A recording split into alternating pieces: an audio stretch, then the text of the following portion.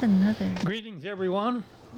Welcome to the Independent Producers Organization show at the Portland Community Media. And I want to introduce my co-host, Bruce Broussard, who just filed for mayor, and my guest, Jane Turville. I'm Richard Carpenter. I wanted to say a thing about overpopulation, which, because it's overpopulation creates global warming and climate change. No one seems to quite get that straight, and actually no one wants to hear that it's caused by overpopulation, because they almost take it personally. But the entire planet is virtually exploding with people breeding exponentially, and there's nothing like the endless supply of people that keep coming on all the time, and it's almost impossible to stop. They say that a cat can produce 1 million cats in just a few weeks.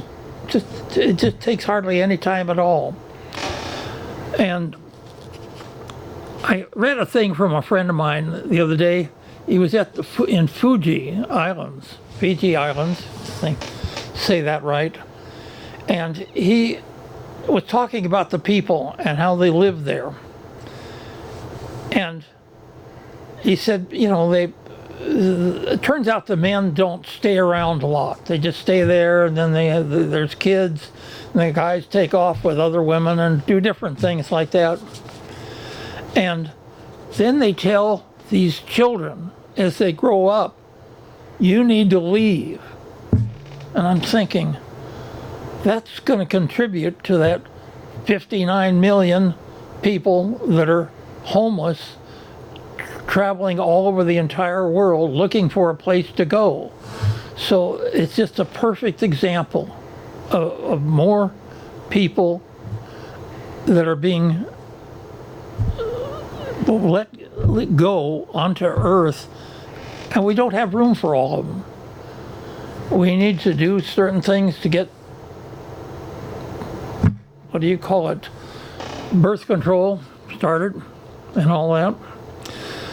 Well, anyway, I wanted to turn it over to you, Jane, so you can go ahead with your, and then you can introduce your trailer. Oh, okay. Well, Richard, first of all, great to see you again, and thank you for allowing me to be on your show, having me on your show. Bruce, as always, an absolute pleasure.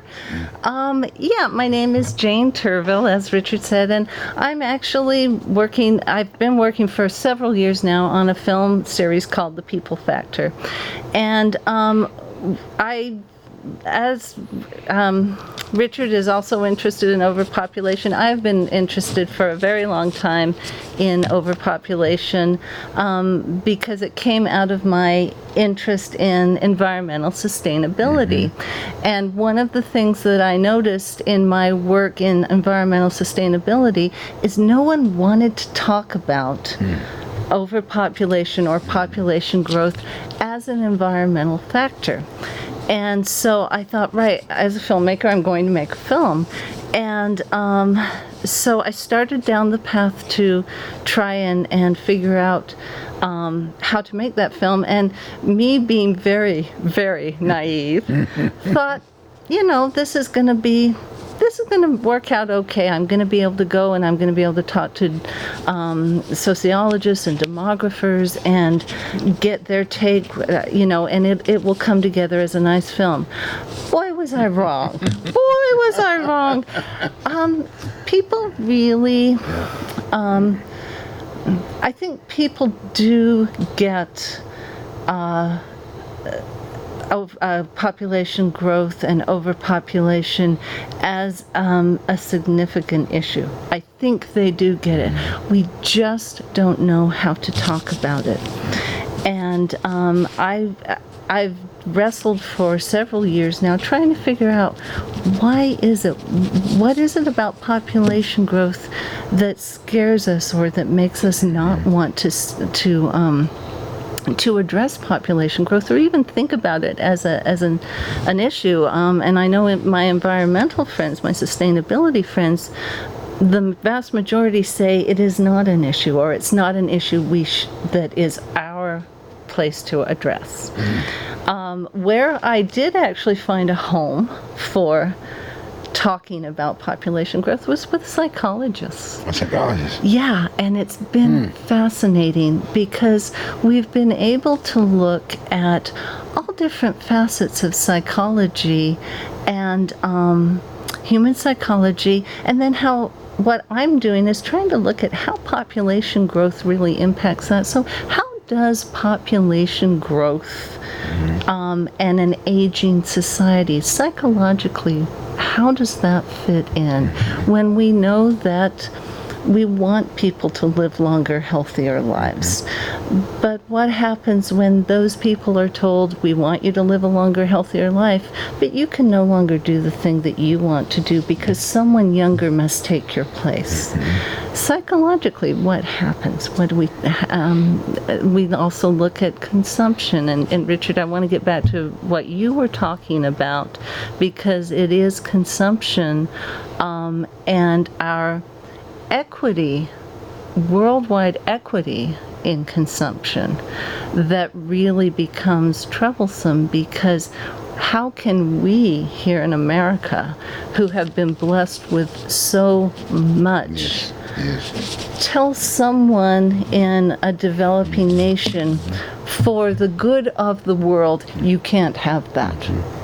How is that equitable? So anyway, I did bring my trailer along. That's good. And so if we could just roll the trailer, it's The People Factor, and then come back and have a discussion. Always, whenever someone brought my trailer on, I think it's really a trailer.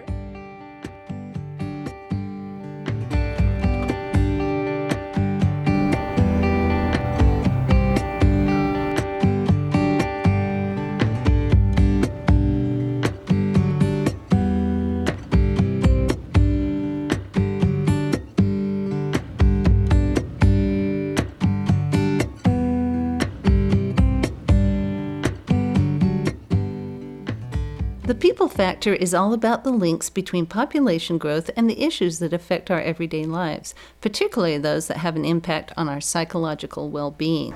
Now, I'm not talking about the physical things like food and shelter, water, etc.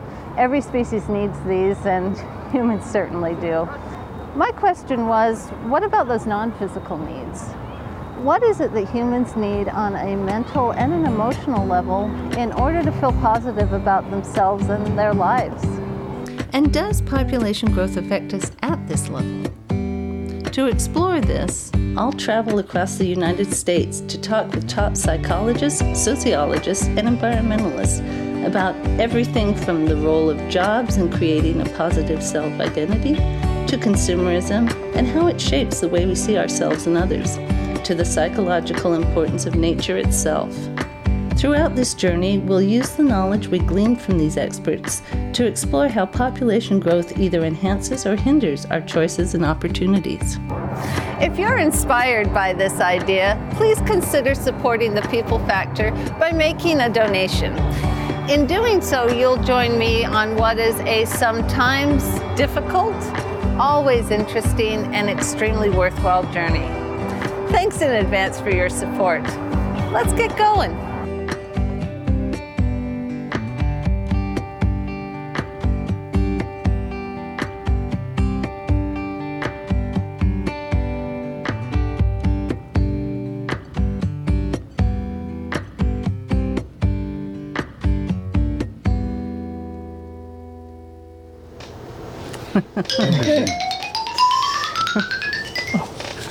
That's the end of that? That's the end, yeah. Okay. So yeah, so that's really the film, is really trying to understand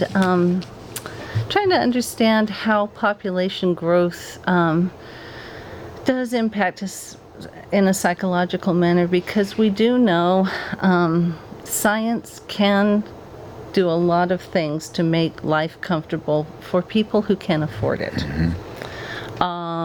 We have all sorts of abilities as humans to adapt to different situations. But psychologically, we're who we've always been. You know, we have not changed. And so that's the question. Those are the questions that I have. And Richard, going back to, you know, some of the comments you were making, we only have so many natural resources. The Western world, the developed nations, have taken a tremendous amount of those without being equitable to other developing nations. We don't have the right to say, hey, you guys can't have it, only we can have it. We don't have that right, although we seem to think we do a lot of the time. So, you know, those kind of things can be, people can kind of say, well, population growth doesn't matter because, you know, we can always substitute natural resources. We can always do this. We can always, science will save us. And, but I like to look at, especially with nature, not necessarily the resources, although those are vital. But what's the psychology how do we connect to nature? Do we need nature in order for psychological well-being? And what we find out, what psychologists know, is that we do.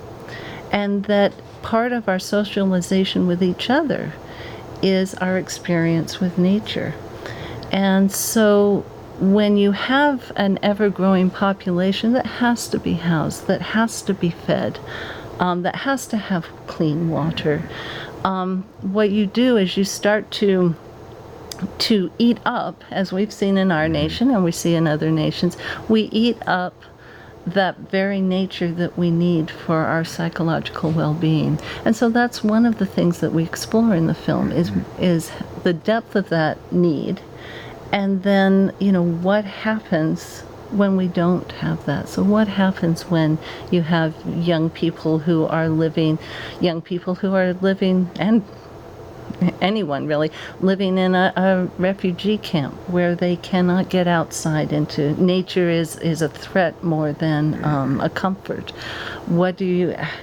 How does that work? What does that do to psychologically to whole groups of people? So looking at population growth, trying to understand it not as something to fear talking about, but to recognize as an issue that may be able to help in some of the situations that we find ourselves in, both nationally and globally. So yeah, so well, you know, in one other thing I was going to mention, in Africa, I'm not saying everywhere,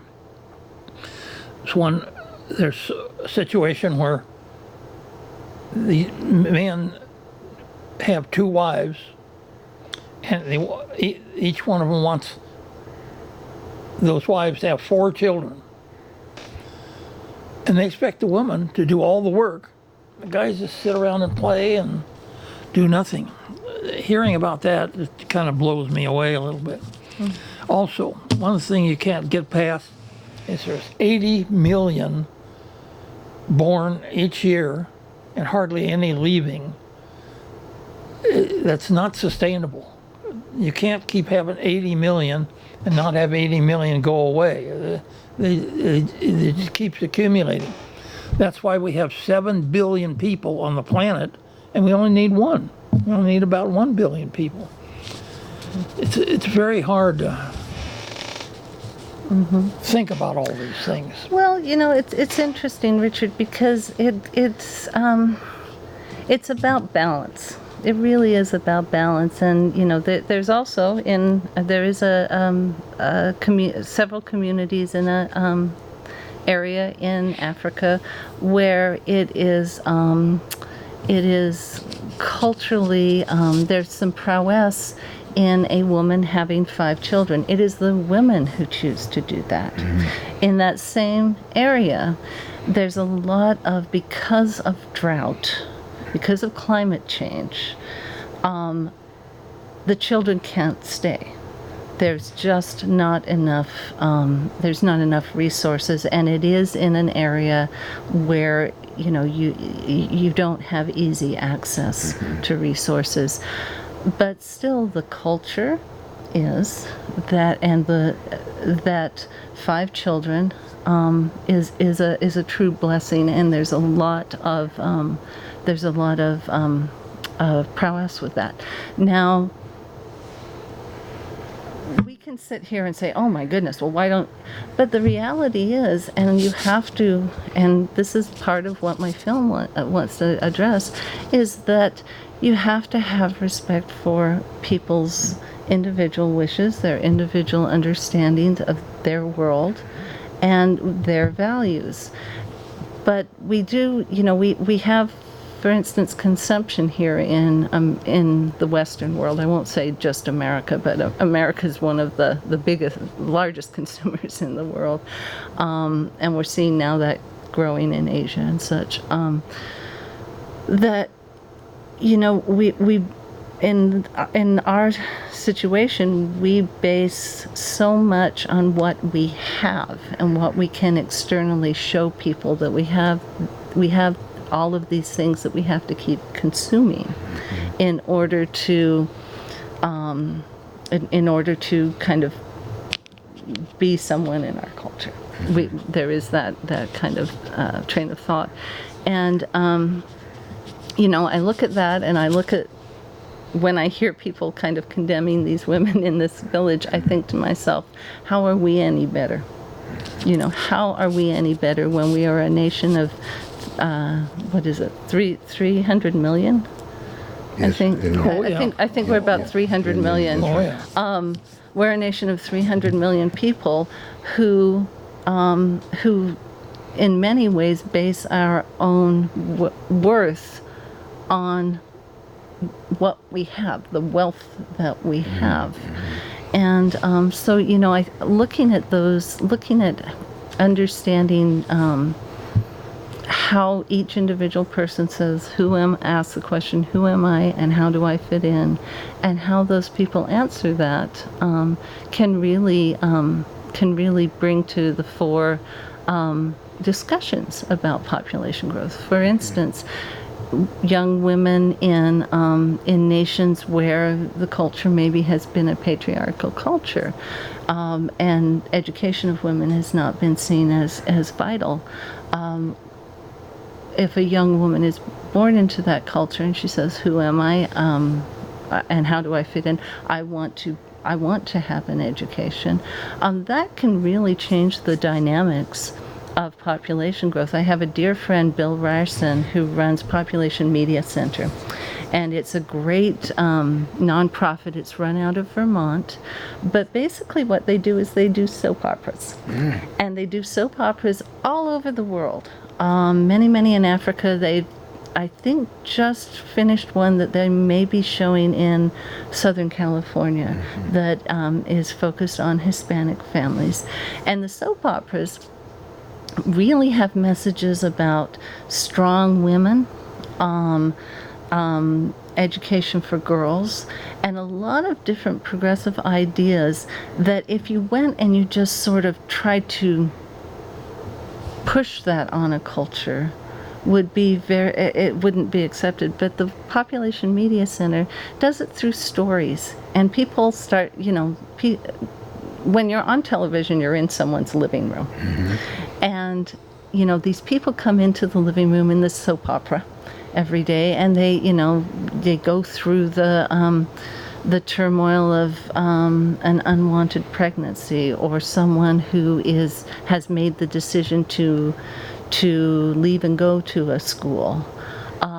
And the families that are watching these begin to identify with the folks that are on TV, much like we do, you know, with when we're watching television.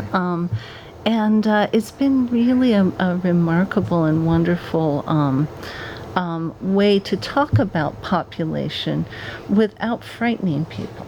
And I really admire what they do. I'd encourage you to look at Population Media Center and look at their website, because they just do some phenomenal work. And it's really, and it's a gentle and non sinister way of really getting conversations going about population growth. And Bruce, as you and I were talking before the show, a film that I had seen a couple of years ago called A Dangerous Idea.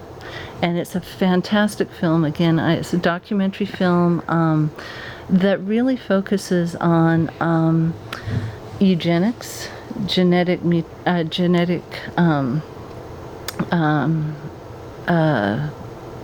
changes made by man, and this whole concept that, less than 100 years ago, our country was sterilizing certain groups of people, was, talking about master races, all of those things. And it dawned on me when I was watching this film, oh my goodness, when people are frightened of talking about population growth, they're thinking that we're talking about this, and we're not. And so the messaging for people who are concerned about population growth and overpopulation really needs, I think, to be very, very aware of the past experience, even when people maybe haven't really been involved, weren't alive at that time, or haven't really done any exploration of it, there's that notion.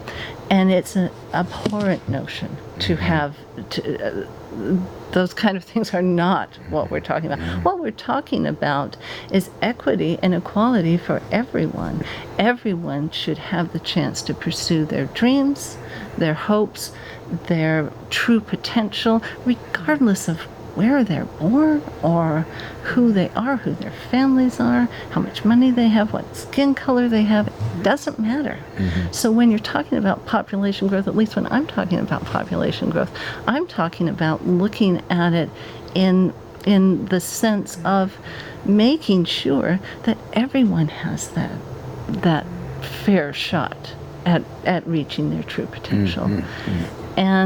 But population growth, people sweep it back under the rug. They don't want to talk about it, or they talk about it in such a way that people really mean that they're talking about the control of others, and that's not what we want to. That's not what we want to talk about.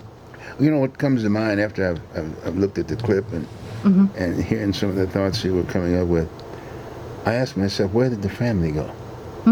Okay. Where did the family go? And initially, the family was basically based on, i.e., the agribusiness, the food stuff, and the more you had, that was basically the economics of an area. And so, there was nothing like 10 or 15 kids. Right. Mother, you know what I'm saying? Got me? Yeah. And so all of a sudden we transitioned pretty quick, and we got into the Me Too. And as if to say the family shifted. And so now we've got a situation where, but our our history and our makeup is that it was from the family. The male-female aspect of it, and those who were kind of like left behind are still in that era of having more of the kids, and then our system adjusted it by saying, okay, fine. When it was said something about population growth and going like that, and taking the pill and things of that nature, it was, well, look, the male basically, if the male left the home, the woman could stay home and continue to have kids because it was more beneficial to them. Sure. You know what I'm saying? To continue to survive. So we have one entity that talks to, trying to talk to the points that Richard was talking about, population growth. But then there was the economic side over here that said, wait a minute, I don't want to fix this situation because it's impacting my economics. Does that make sense? Sure. Yeah. And so that's what I'm seeing. And there's still, there's there's several different kind of trains of thought that say we must have continued population growth. And one of them is an economic one. And it deals not necessarily with the family, as you're talking about now. It's ageism. It is about, as people age out of the workforce, we have to have large amounts to come in, and we have to have those large amounts not necessarily to do the work, but because our economic system is built on the wages and the work done by the young people feed the systems to help the older people. And that, actually, this is going to floor you. This is going to floor you. Okay, it still floors me. What do you think the official age when you are a senior is in America? The official federal age of when you're a senior? 65 or 67? Beyond that, 70 maybe. Really?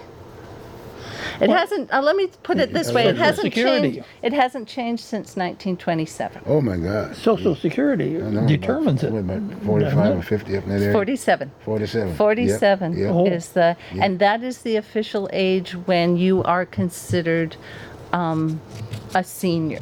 Wow. That's not by, and it hasn't changed since 1927. Wow. And so, again, we have these systems in place, and they've become ingrained in our society. And so now we say, so now there is a train of thought that, we cannot. In fact, I was just reading before I came here that America is actually the top of the list for declines in births. It's 1.78 children per woman in America, which is lower than the next one, which I can't remember. I think it's New Zealand, but I'm not sure. And so, so people are actually saying crises. We must have more children, crises. And another train of thought is that don't worry, God will take care of it. It doesn't matter how many people, because God will make sure that everyone is okay.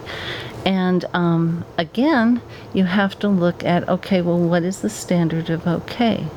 Is it okay for people in other nations to be starving, people in our own nation to be starving, people in our own nation to be homeless? Is that okay? Is that the standard that we're going to say, it's fine to have more people because that's okay?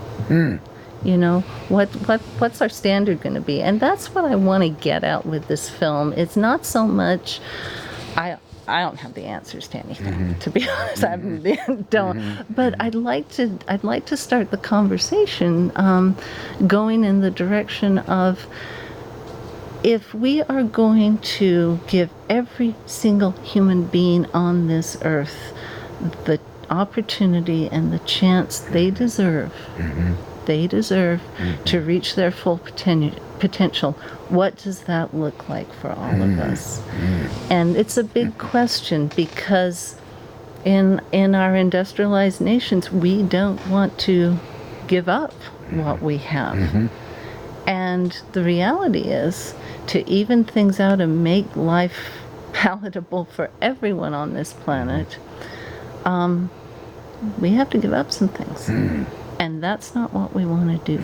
And so we shy away. We say science will work for us. Science is great. And I've had people say, well, do you not want science to cure cancer? Of course I do. That's, that goes without saying.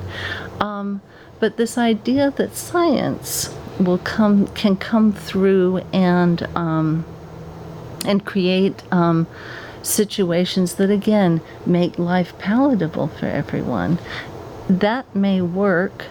But when we go to the psychology part and we start to understand, but what about us as individuals asking, who am I and how do I fit in?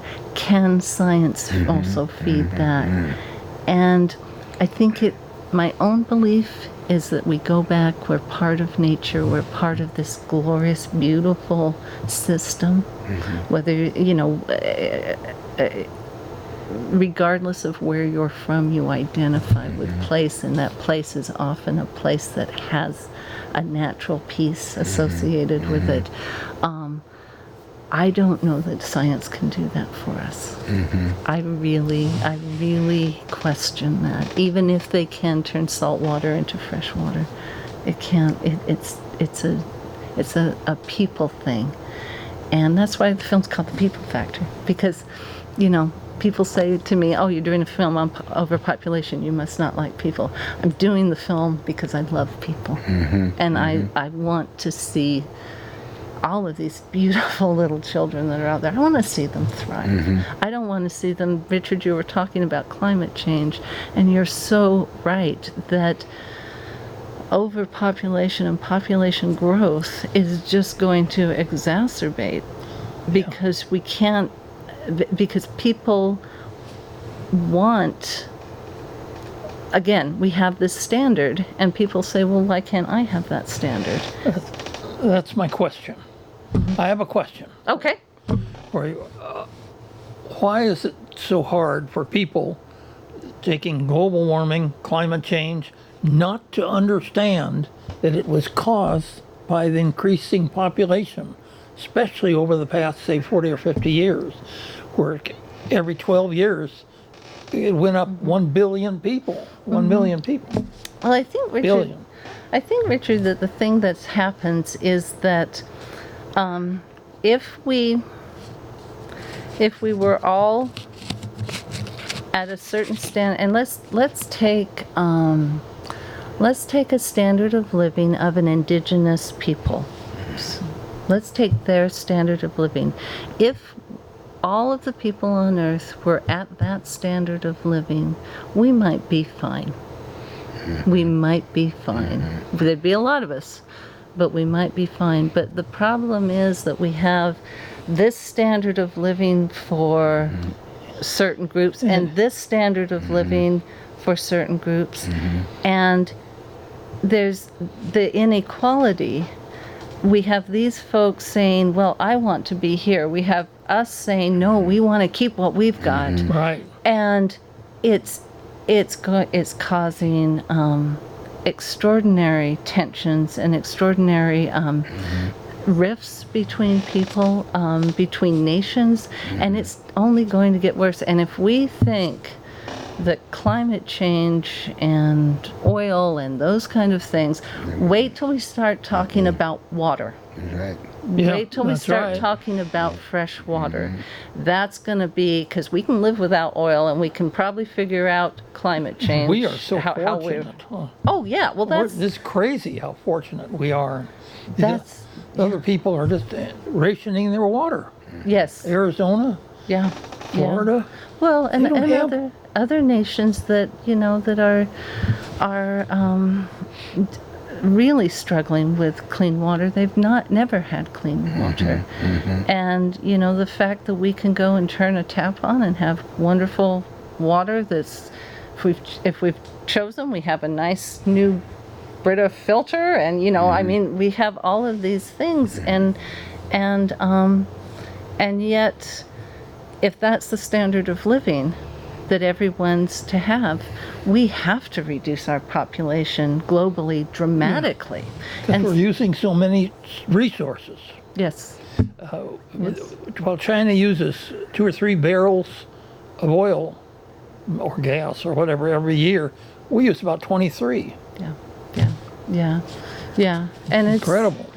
And so that's, I think, one of the things that makes it really difficult and I think it makes it difficult for environmentalists to talk about population growth because I know that environmentalists are really good about talking about consumption, but the reduction in consumption that they talk about is not enough to bring everyone to an equitable standard of living.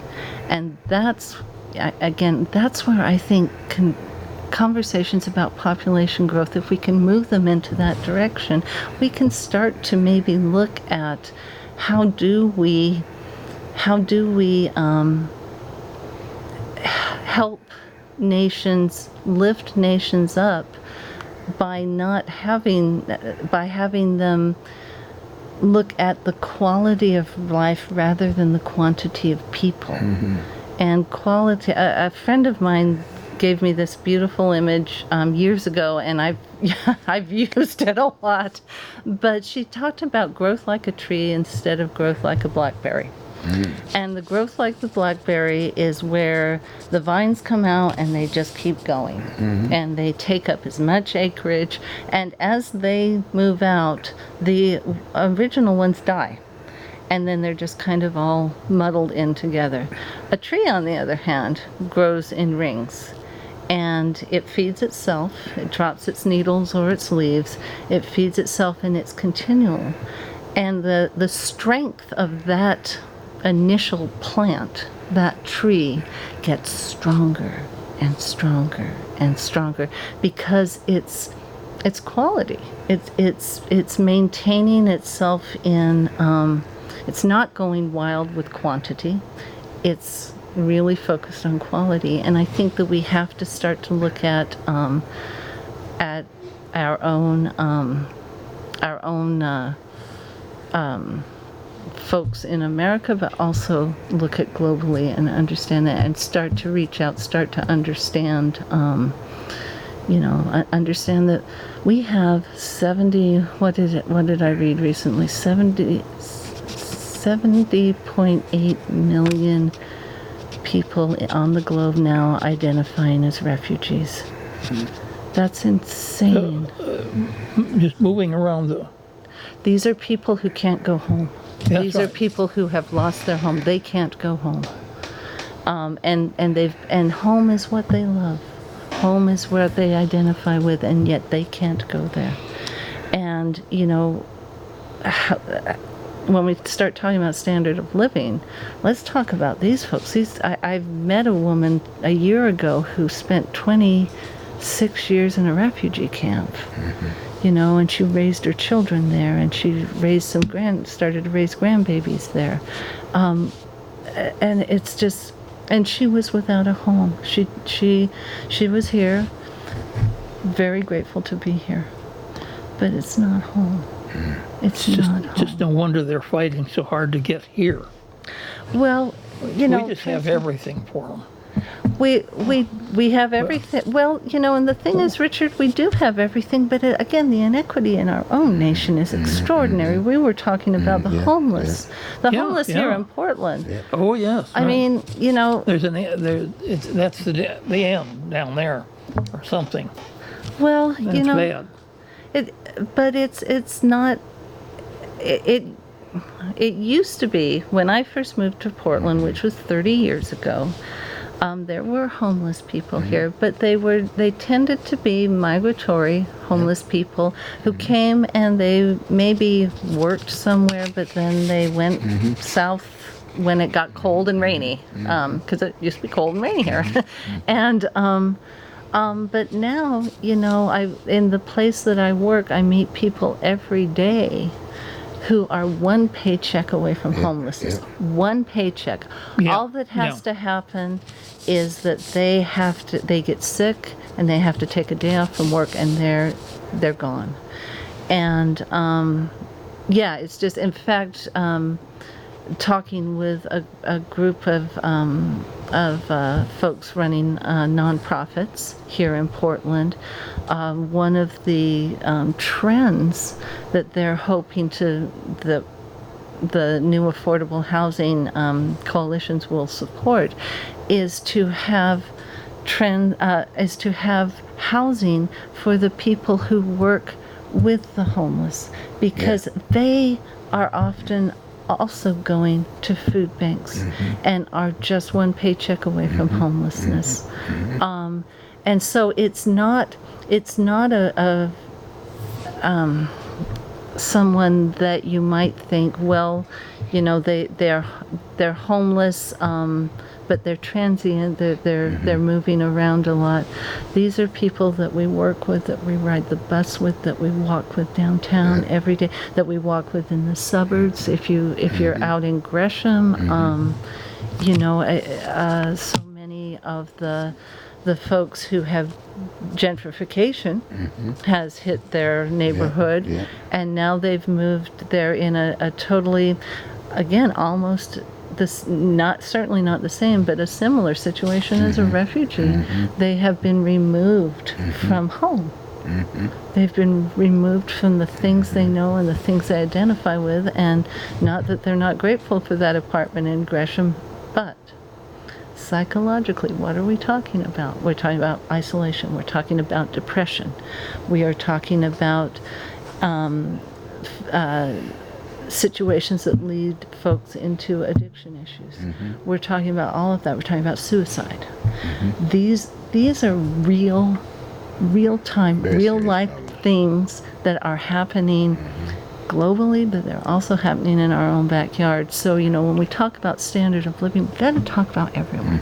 You cannot talk about standard of living and compartmentalize people. You cannot do it. If you're going to talk about population and population growth, you've got to include everyone, and it's got to be about quality. It's just got to be about quality, and I don't know if we're ready to do that. Well, you know, again, another point is that thinking in terms of how we grew up, so to speak, in this country, and the person that comes to mind who was basically looking along that line from the standpoint of equity across the board for all of us, for that matter, was during the Lincoln era, because he was talking about assimilation. Yes. Yeah. And my point is that, but there was an economic situation between the North and the South when we got in the Civil War aspect of it. Yeah. Because we were all the same. You know, when we did the Revolution piece, we were all together. Right. And there was equity across the board. Right. And then when Lincoln came in, now it's now organizing our country, us, the U.S., this nation. And then he made an effort, if you will, to do that. But then here comes the money. Yep. It wasn't about a north-south, it was about the money. It's about economics, totally. It was totally about economics. Totally. And it just so happened that worker at that time, who were basically the worker or the mechanics of it all, just happened to have been some entities that were deported from Africa. And they were here, and that climate and this, that, and the other, so they were, cotton was king. Yeah. And then all of a sudden, we got into that piece, and then the next thing you know, we started growing, but we never solved that problem. You know what I'm saying? The equity thing, all of a sudden, now the equity thing is sort of spread it out and touch other entities within our population. Yeah. And that's why I'm saying, and I'm jumping real quick, like up to date. You know, the homeless is now not black anymore. Right. You see what I'm saying? Yeah. It's hitting us all. Yeah. It's hitting our own families across the board. And it goes back to economics. That's right. It's all economics. It's still economics. Because you ask yourself, because the people who are benefiting from the homeless right now, the homeless are not benefiting, and the monies are there. 2/3 of the monies goes to this entity over here, making a living, i.e., based one paycheck from what. But the bottom line, we've developed that economic culture over here, and this entity right here is slowly but growing. It's growing, and everything that. So then the other thing is that as we were doing this, we started educating other folks in other nations how to maintain. They've got land and all this, that, and the other. You would think that the agribusiness would have been flourishing all over the place, right? But it didn't. Right. And the same thing with water. What, 2/3 of us in this nation, we got water. Yeah. They've got the solution on the shelf. Yeah. No, I know. See, and so you ask yourself the question, will the entities, it's like saying it's what it was from the economic standpoint, will the entities, like who are the billionaires, and I'm bringing this stuff up in regards to in how we are now politically, it looks like we always salvage. We salvage it, and I think about, and not that people don't look at it that way, but and I'm just saying, I'm just using Trump, and I'm using him from the standpoint we needed that kind of a deal. It's kind of like a stop. We see what kind of it's a stop for a moment. Yeah, it's see? interesting because I keep wondering, is he the entity that will bring us together? Yeah. Is it Yeah. because you know, and it's, Just so it's certainly happened. not working out You're right, you know, but you do wonder, because at some point we've got to say enough. You got to stand off. You got to Yeah. stand off. Yeah, and it's, I keep thinking we're hitting that point, and we're not. We're hitting it. just- Think about it. We're now, there's a certain segment within a very small segment of that. That is, how do I go to the moon? We want to create something into the moon. Yeah, yeah. How many people we're talking about? 1,000 people? They're billionaires and more. I mean, everybody want to fly to the moon or whatever. Let's get away from this planet and create another. But as a result of that, they've got the money over here that's controlling us over here. And they still want that money. It's almost like the Great Britain thing. Oh yeah. Oh, So, totally. so we're looking at another revolution. That's why I'm looking at it. Well, totally. Yeah, I'm looking totally. at another revolution, and that's why that's another reason why I'm running to a certain degree, because I'm saying we need leadership now, and the leadership that we thought we would need and that we would get, not interested in that ending, but we're stopping it. Things are changing, finance reform, all that kind of good stuff. I'm just throwing some stuff on the table, but I'm just looking at, again, like I say, when you look at him, you say, wait a minute, he didn't even follow Hoyle. He never even ran for dog catcher. No. You're supposed to follow this. Why we went to school, and you're supposed to do this. You're supposed to do this, Yeah. and then you become a legislator. But you got to have that resume, and it's got to be all Resume, yeah. intact and whatever. And here comes a guy that just and blase for days, and and he's not even born with a silver spoon in a roundabout way. He's just partying with all of the folks. But because of that, the money. It's not the money with him. No. Well. And that's the thing that's kind of stopped us to a certain degree, because the people with the money are saying, well, wait a minute here. Yeah. Well, we're going to do it this way. And I think that some of the people with the money realizes that and say, hey, we got to have a guy like here, because this guy is a one-man operation. He has nobody around him.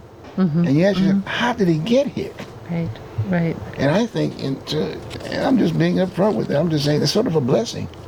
We're not talking about race anymore to a certain degree. If we are, that would have been an issue overnight with weapons. We're all weaponized, but we're not going around just shooting a whole bunch of folks. I'm just saying, you know what I'm saying? We're stopping. We're forced to kind of talk to some of the things that you're talking about. Yeah. That's interesting, and I've thought a lot about that because he goes against so much of what we thought was a given. Yes. That we either, and we could go either way here, Bruce. I don't know which way we'll go. And I'll be honest, I don't know which way we'll go. But we could go where we get to the edge and we say, you know what?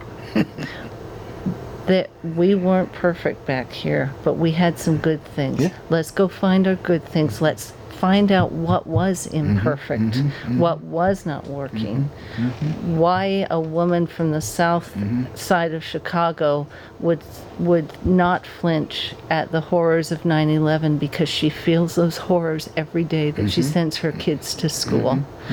Those kind of things we could go back to, or we could go, we don't care, we're going to jump.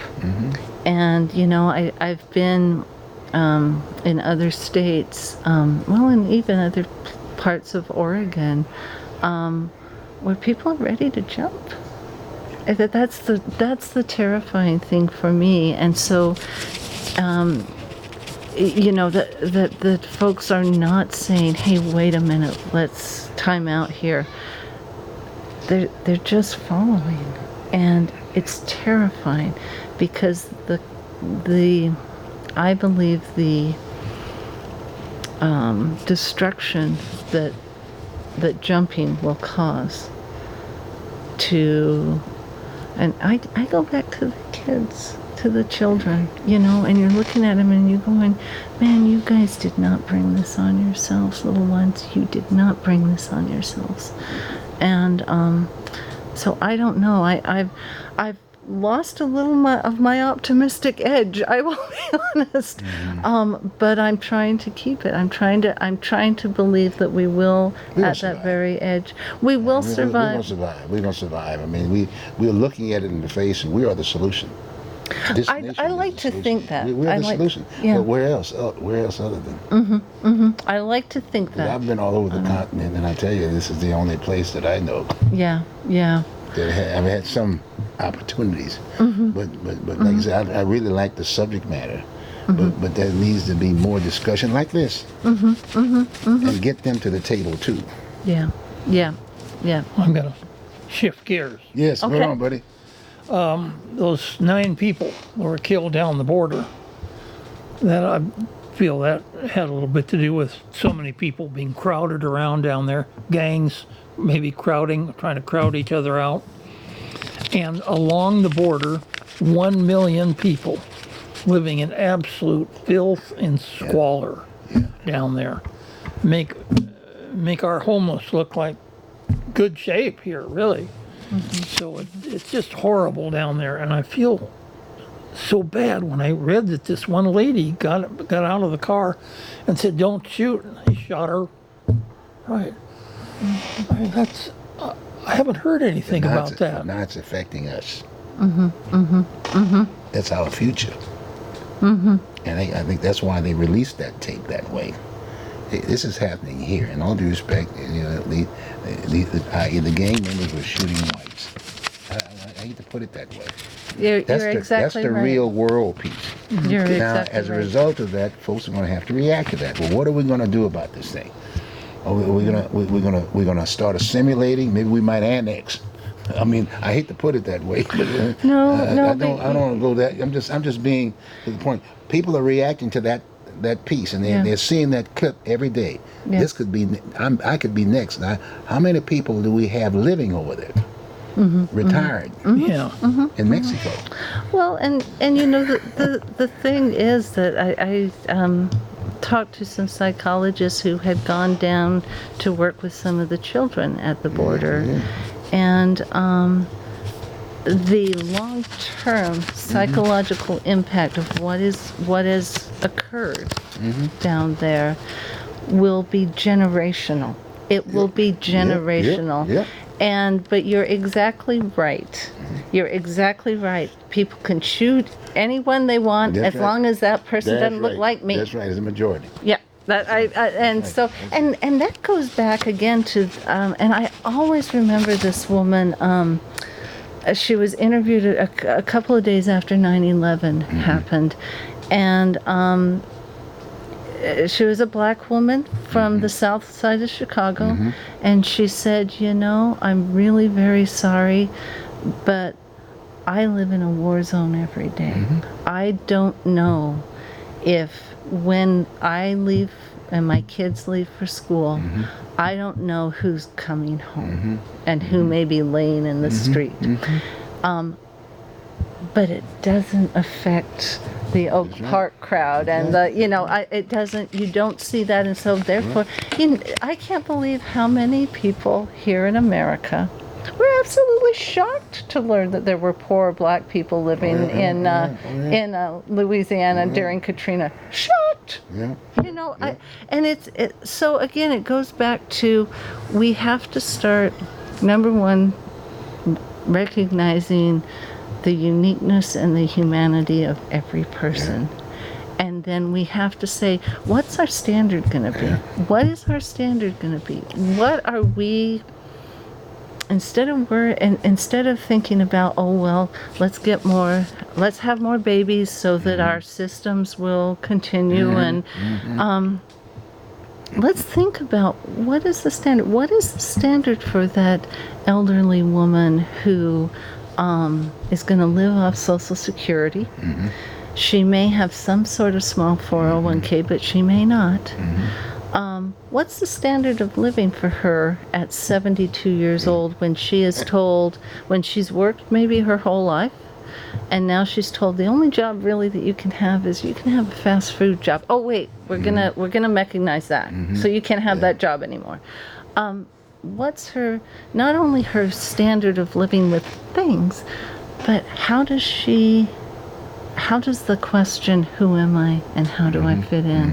And it's as important for that woman as it is for the black mother in south side of Chicago, as these people who are suffering down on the border, as the border agents who are down there working.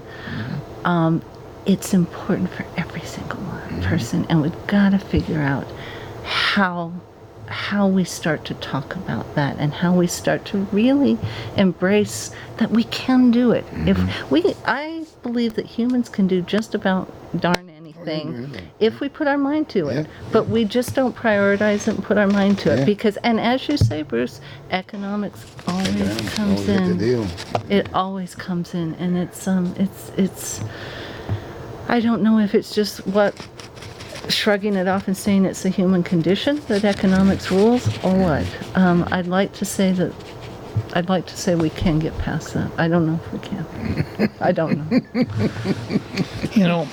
Where those people, 9 people were killed, people that knew them, I think now are trying to move back to the United States. I think they're trying to get, a lot of them are trying to get out of there.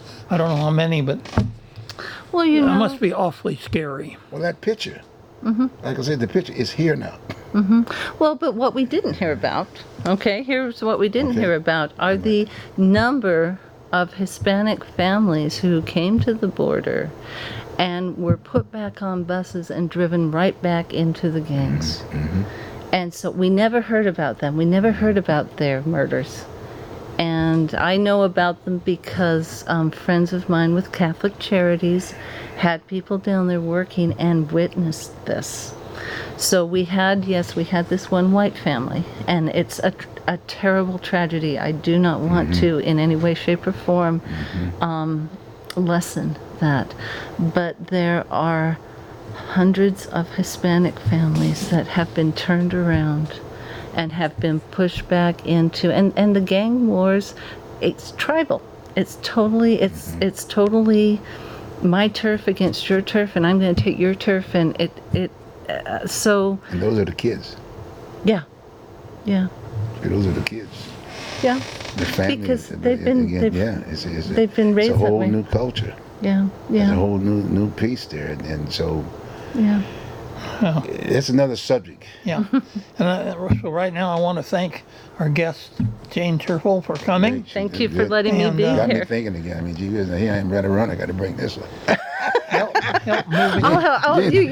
You call me. I'll help you. Totally. I'm going to call totally. you. You speak before some of the lobbying situations. I'll give you a call. Yeah, absolutely. You're always welcome to. I'll give you a card. You can represent. Thank our crew, too. Yes. Yes. Always need to do that. So you looking at the yellow one? We still there? The 47? Oh, we have. That's where we are now, right? 42 seconds? Yeah, we're about through. We're about through. Okay, good. Well, this has been great, Jan. Appreciate it. Yeah, well, it's good to see You got to do this again. You got to do this again. Yeah, I love these There's conversations. some other Thank things. you. Yeah, this is good. Yeah. And it's good for the audience, too. I hope so. Yeah. They can have this discussion and share it with their, because it repeats. Good. It repeats. It Yeah. repeats again. So it's good. Yeah, it's just very, it's so, I feel actually pretty blessed to have finally, I think, figured out some of the reasons why people are frightened. Oh, you're to talk doing about good work. I'm trying. You're I'm doing trying. good work, and we need it. Okay. I'm trying. Good. Thank That's you. good. We need Thank it. you Good. very much.